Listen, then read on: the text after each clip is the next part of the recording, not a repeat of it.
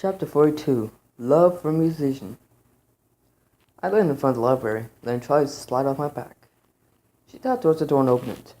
She walked in and looked around. I've missed this place. I looked and took a deep breath. What should we pack? She looked at a large chest in front of me. Where did that come from? Well, for starters, the big chest with the books I own. I nodded. That's easy.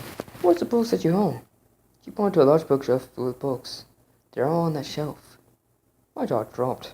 I didn't know she owned that many books. I thought all of those belonged to the library.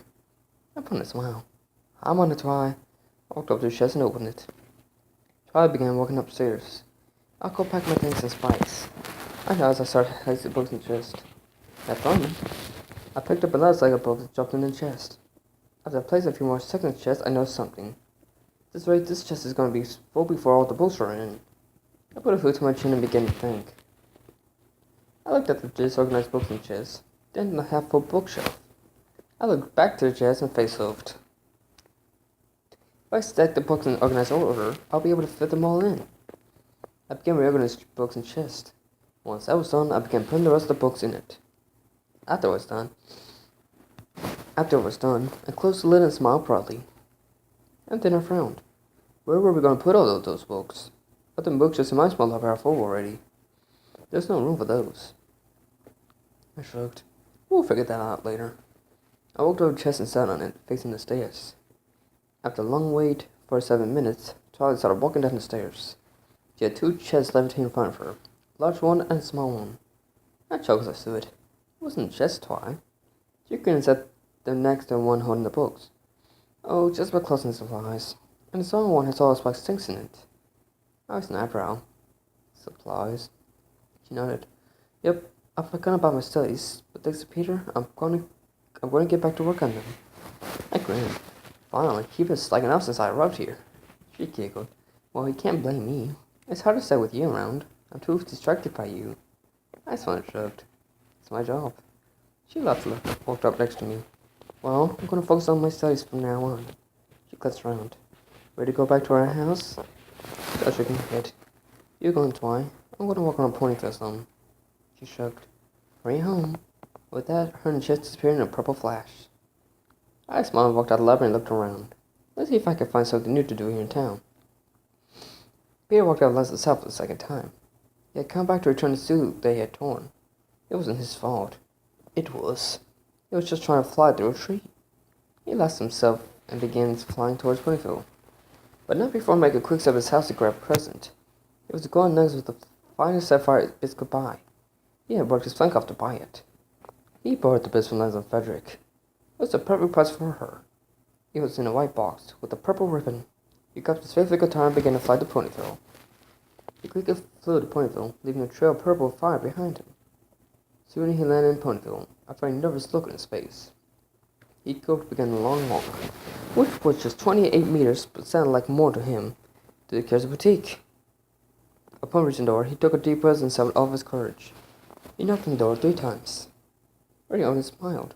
Why, Purple Blaze, dear, what brings you to my boutique? Peter broke in a cold sweat, becoming nervous and shy at the same time. Something that has never happened to him before. He quickly handed Hooved? Never mind, we've been over this.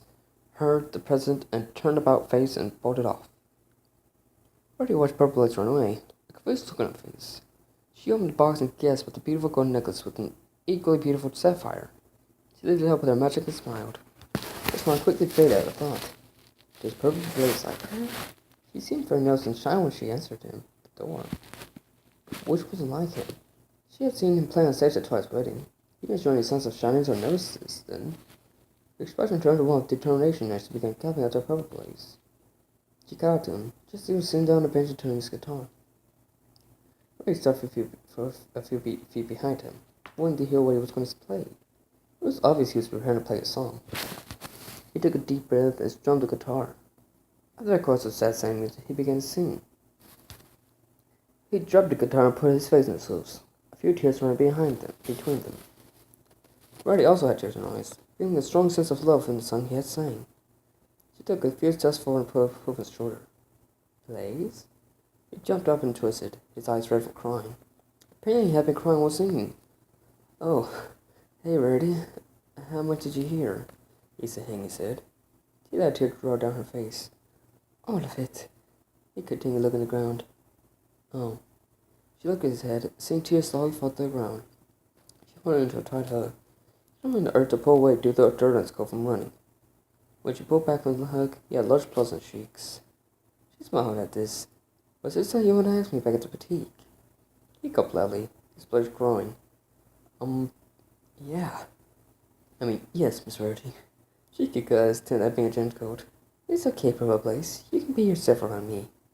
He smiled weakly. Okay, that makes it easier on me. He took a deep breath. Rarity? She nodded. Yes, dear? Peter took a few breaths and looked her in the eyes. Rarity, I've been holding back feelings for you. Ever since that day I walked to your boutique, looking for White Mark. I've been fighting with those feelings for the past 3 months, but I just can't hold them back anymore. I want us to be more than friends. He got a slap and instantly hate himself. That sounded cheesy. Surprisingly, she smiled warmly and a twinkle from her eye. Really? All Peter could do was nod. A very adorable look appeared in her face, a look that melted Peter's heart. No one has ever felt that way about me. Well, Blake has said that, but none of them had the meaning and the love you just showed. Peter smiled, a happy smile. She lifted up the necklace that he had given her. I adore this necklace, Purple Blaze. It's just simply beautiful. I love it. Peter couldn't help himself. He put her into a hug. I'm glad you like it, Rarity. I spent days searching for the perfect gift for you. She returned his hug. That's so sweet. Peter broke the hug and stepped back. He felt light at the question he was about to ask. Rarity? He smiled again. Yes? Peter setting himself prepared for rejection. Will you be my mere friend? Rarity's eyes widened at her, and her mouth hung open slightly. Peter crushed himself and turned away from her. I'm sorry. She turned back to face her and smiled lovingly. Purple Blaze, I would love to be your mere friend. Peter's features blurred slightly, and a large, goofy smile formed his face. He jumped in the air and yelled at the top of his lungs. Fuck yeah! He quickly ran from her and smiled awkwardly. I'm sorry about that. She giggled. Oh, it's alright. You have a reason to be overjoyed.